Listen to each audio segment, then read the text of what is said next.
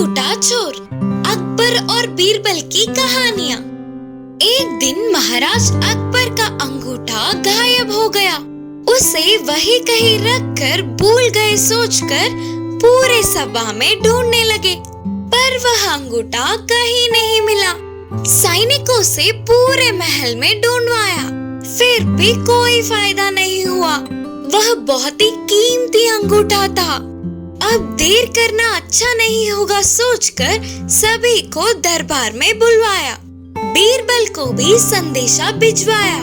दरबार में सभी लोग समावेश हुए। उन सभी से महाराज ने कहा, मेरा अंगूठा नहीं दिख रहा है, वह बहुत ही कीमती है। अगर तुम में से किसी ने देखा होगा तो दे दो, देने वाले को उपहार मिलेगा। कुछ लोग उन्हें कोई अंगूठा नहीं मिला, अंगूठा सच में गिर गया या फिर नहीं करके और कुछ लोग बोलते हुए चर्चा करने लगे। तभी बीरबल दरबार में आए। उन्हें देखकर अकबर ने कहा, बीरबल, मेरी अंगूठी नहीं दिख रहा है। सेवकों ने पूरे जंगल में ढूंढ लिया, फिर भी कहीं नहीं मिला। किसी ने चोरी की है करके मेरा अनुमान है, और चोरी करने वाला हमारे सभा में से ही कोई एक होगा। तुम खोज सकते हो क्या? बोलकर महाराज अकबर ने बीरबल से पूछा। बीरबल 1 मिनट के लिए सोचकर कहा, यह तो बहुत आसान काम है महाराज। चोरी करने वाले की धाड़ी में एक चावल का दाना होगा। सबकी धाड़ी में छान मारी तो चोर को आसानी से ढूंढ सकते हैं। ऐसे सैनिकों ने सभी के धाड़ी को छानना शुरू कर दिया। तुरंत एक व्यक्ति सभा में डरते हुए उसकी धाड़ी को छू रहा था। यह देखने वाले बीरबल ने तुरंत उस चोर को पकड़वा लिया। उसके पास से अंगूठे को वसूल करके उसे दंड दिया। उसके बाद महाराज अकबर बहुत आश्चर्य हो गए और पूछे, बीरबल, तुम्हें कैसे पता चला कि चोर की धाड़ी में चावल का दाना है? महाराज जी, गलत करने वाले को हमेशा डर लगता है। चोरी नहीं करने वाले आसपास देख रहे थे तो ये गलत करने वाला उसके धाड़ी को छू रहा था। बोलते हुए बीरबल ने स्पष्ट किया। ऐसे बीरबल ने फिर एक बार अपनी चतुरता और क्षमता का प्रदर्शन किया। इस कहानी से हमें यह सीख मिलता है कि गलत करने वाला अपने डर को नहीं छुपा सकता। चूहे की डर से बिल्ली भागी। एक जंगल में एक चूहा रहती थी।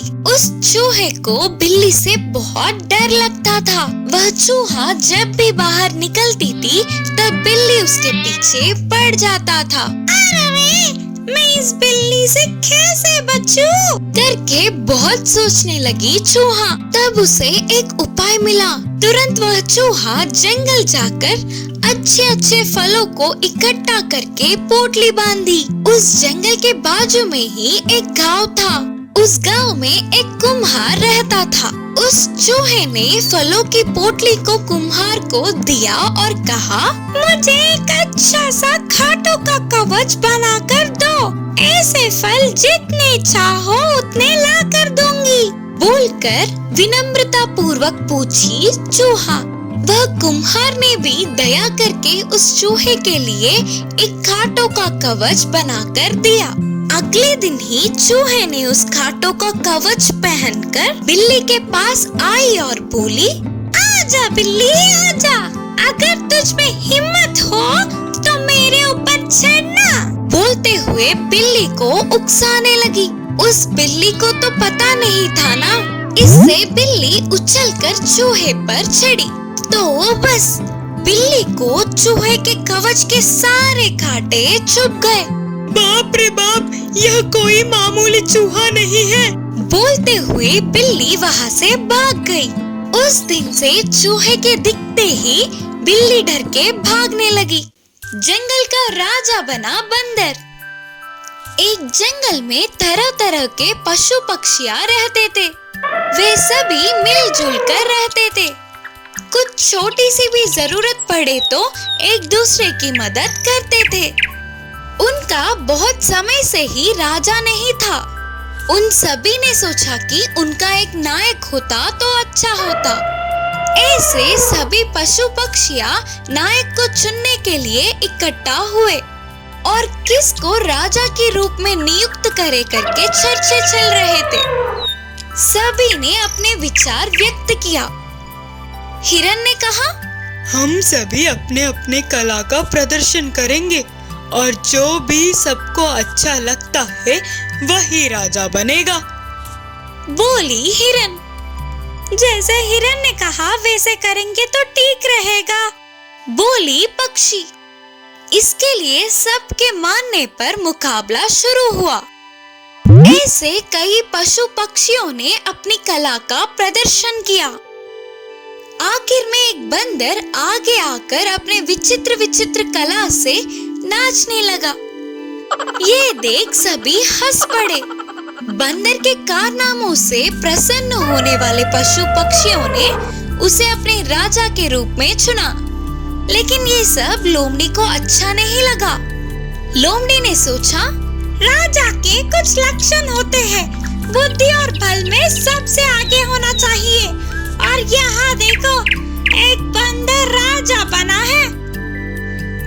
एक दिन वह लोमड़ी के खाने के लिए जंगल में घूमता हुआ शिकारी के द्वारा बुनी हुई जाल को देखी। उस जाल के बीच में एक बड़ी सी रोटी थी। बहुत भूखे होने के बावजूद वह लोमड़ी उस खाने के पास ना जाते हुए जल्दी जल्दी बंदर राजा के पास भागती हुई गई और बोली, राजा, आपका ये सेवक आपको एक तोहफा देना चाहता है। अगर आप मेरे साथ आओगे तो मैं आपको बहुत स्वादिष्ट भोजन मिलने की जगह दिखाऊंगी।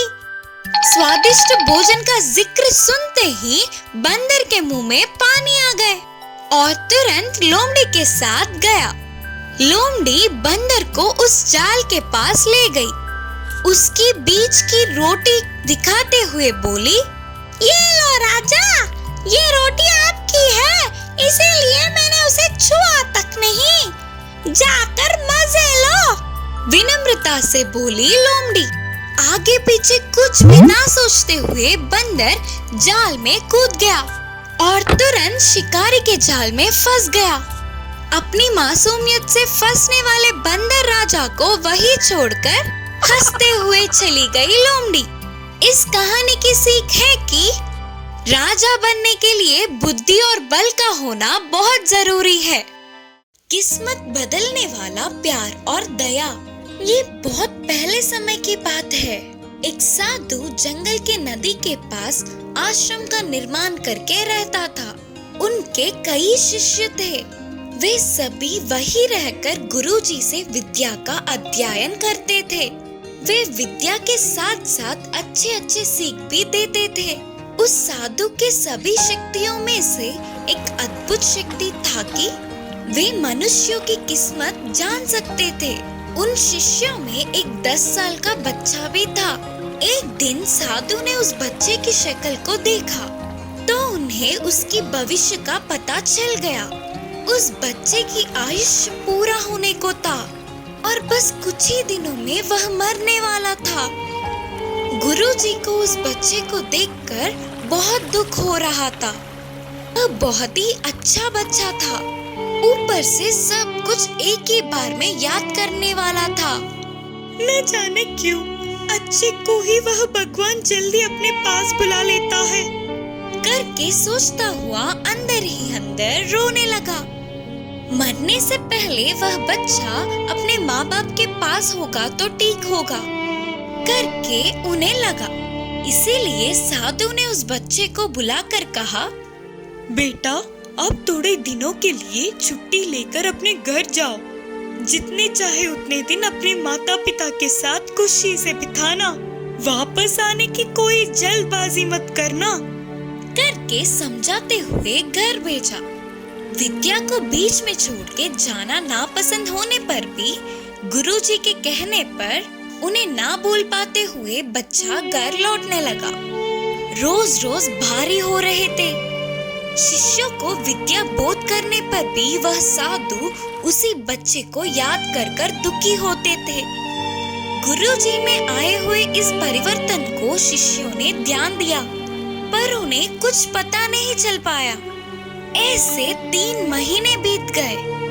गुरुजी ने सोचा कि वह बच्चा तो मर गया होगा। अचानक एक दिन साधु पहाड़ी पे बैठकर नीचे देख के चौंक गए, क्योंकि वह बच्चा वापस आश्रम आता दिखा। पहाड़ी के ऊपर पहुंचने के बाद उस बच्चे की शक्ल को देखने पर अब वो अपना पूरा जीवन बूढ़ा होने तक जिंदा होगा करके उन्हें पता चल गया। क्या ये संभव है? क्या करने पर इसकी किस्मत इतनी बदल गई? करके सोचते हुए आश्चर्य हुए और पूछा, बेटा, तेरे इधर से जाने के बाद क्या क्या हुआ, पूरा बताना। करके अपने शिष्य से पूछे। तब वह बच्चे ने अपने घर लौटते समय क्या क्या देखा वो सभी बताया। बीच के रास्ते में दिखे गांव और पार किए हुए शहरों के बारे में बताया, उसके चढ़े हुए पहाड़ों के बारे में और उसके पार किए हुए नदियों के बारे में बताया। फिर साधु ने पूछा, और कुछ विशेष बातें हैं क्या बेटे? फिर शिष्य ने याद करते हुए कहा, एक बार मुझे एक तालाब को पार करना था गुरुजी। तब तक तूफान आ चुका था। इससे वह तालाब और ज्यादा बह रहा था। उस तालाब के बीचों बीच एक मिट्टी का ढेर था। उस पे चींटियों का झुंड कहीं ना जा पाते हुए गिड़गिड़ा रहे थे। थोड़ा थोड़ा होकर वह मिट्टी का ढेर पिघल रहा था।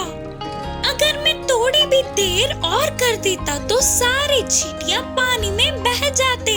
और गुरुजी, मुझे तो उन पर दया आई, तो तुरंत मैंने बाजू के पेड़ के डाल को उस मिट्टी के ढेर से लगाकर खड़ा था। तब सारे चींटियां डाल पे आ गए। मैंने उस ढाल को किनारे पहुंचने तक पकड़े रखा। फिर मैं अपने रास्ते चला गया। मैंने उन छोटे जीवों को बचा लिया। इससे मुझे बहुत खुशी मिली। तब साधु सोच रहे थे कि अच्छा, तो ये कारण है, इसीलिए देव देवताओं ने इसका आयुष्य बढ़ाया करके साधु समझ गए। इस कहानी से यह शिक्षा मिलती है कि हमारी किस्मत हमारे हाथों में ही होती है।